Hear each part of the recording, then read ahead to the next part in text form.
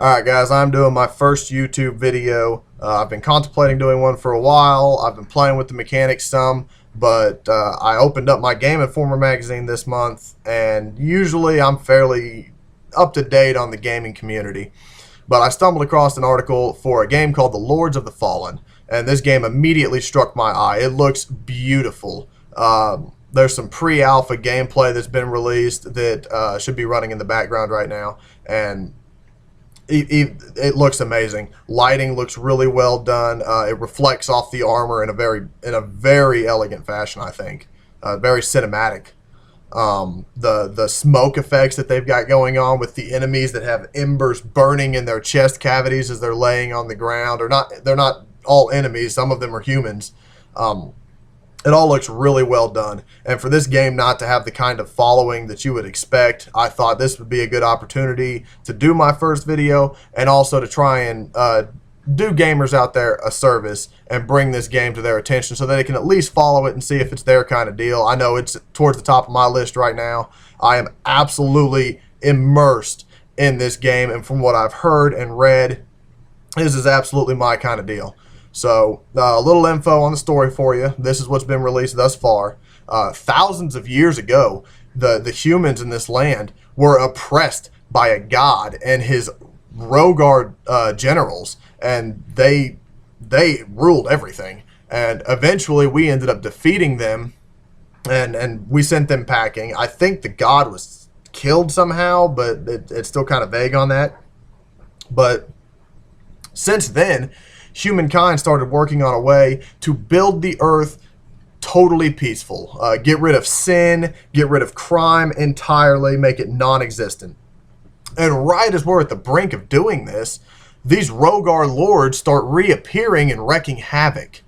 And mankind decides, you know what, we're going to fight evil with evil. So you play Harken, from the looks of it, because tattoos are a sign of sin in this game. Yeah, that's how you're marked for sin, and it's never forgotten that you have sinned.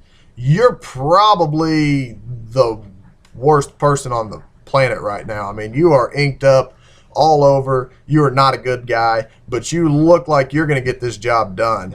You and your mentor, Kaslo, who oddly enough is not marked in any way, so it does bring forth the question of exactly what kind of mentor is he. You guys are setting out on an adventure to stop these Rhogar attacks and to find out what's going on and why these things are coming back when they are, because there's no god to lead them. It's a really interesting storyline that's been released so far. I'm very curious as to how it plays out. I do know that there will be 3 dimensions for you to visit. One of them is the demonic dimension, which just saying that sounds cool. And if you look at the artwork that they've done for some of these Rhogar, I can only imagine how this dimension is going to play out in the game. I mean, I'm expecting visually beautiful layouts in the demonic dimension, and I'd almost expect it at this point after seeing what I have seen. So, the storyline from start to finish, if you only do the main quest, is about 15 hours from what I've heard, but that does kind of leave room that there might be possible side objectives and side quests to complete, and there has also been confirmed that there will be a very in-depth lore, both past and present. I am hoping to see what happened to this world during the oppression and what brought about the beginning and the end of the war. I'm also very curious as to exactly why my character looks like the poster child for Inks and Piercings Plus, and I am really interested to see why these Rhogar are returning right there at the brink of peace, and how they're doing it without having a leader, or who has stepped in as a leader.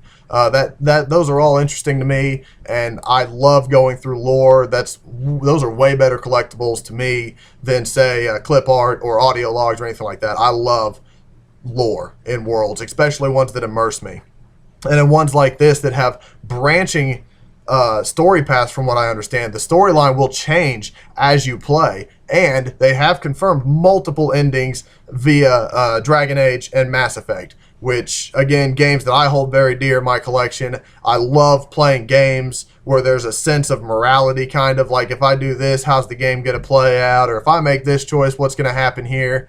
I love everything that I've heard thus far. the combat system seems to be kind of a cross between arcade and Dark Souls. It seems to be a lot faster paced than Dark Souls, but not like God of War fast. They still take a bit of strategy to stand back and examine these one-on-one scenarios and take them each for what they are. And another thing that I'm really liking, that I'm hearing a lot about, is the boss rewards. If a boss ends up doing so much damage to you in a time frame, they will go into a rage mode, and from what I've understood, that rage mode will lower how well you're rewarded for beating them. So basically, players that stand back and analyze the situation and get a feel for what the boss is doing and learn the mechanics, they're going to be rewarded more than somebody who just wants to run in there and start swinging a sword and smacking a shield and ends up getting killed 10, 12, 14 times. As I've mentioned, they did have some inspiration from Souls. They are proud to admit that. They love challenging games, and that's a big plus for me because I love challenging games. However, they didn't want to make it overly punishing. I remember breaking at least one controller during my Souls series exploits, and that's what they wanted to avoid. They wanted a challenging game, but not one that's so punishing that you're throwing controllers at your fish tank.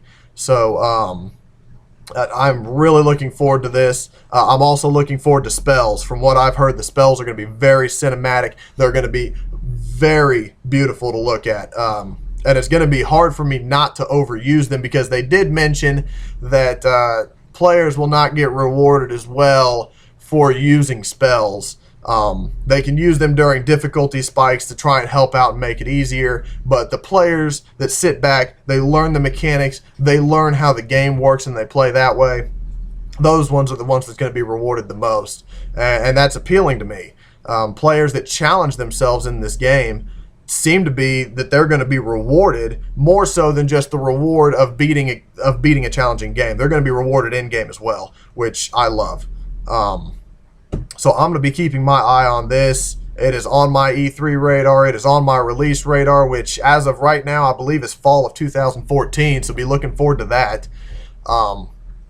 And check out the website. They've got a lot of visual art on there, and they do have some major points listed under the game in regards of things that they feel are going to make this a really good experience for all gamers overall. I'm also going to be doing another video here soon highlighting the games that I'm looking forward to in 2014, and I'm going to try to do individual ones. So if you guys share common interests with me, you guys can pull up these individual videos on the games that you're looking forward to, and you guys can kind of see any information that I've scraped up, what I hear from E3, what I hear from Twitter feeds, developers, all that stuff, because I keep all that. I keep pretty good track of all that. That's why I was surprised I missed this game the way that I did. So hopefully you guys have enjoyed this episode right here. If you have, subscribe to me. Like I said, I'm going to try and bring as much content as I can. That way we can all keep track of the games that we love. And I will see you guys on the next episode.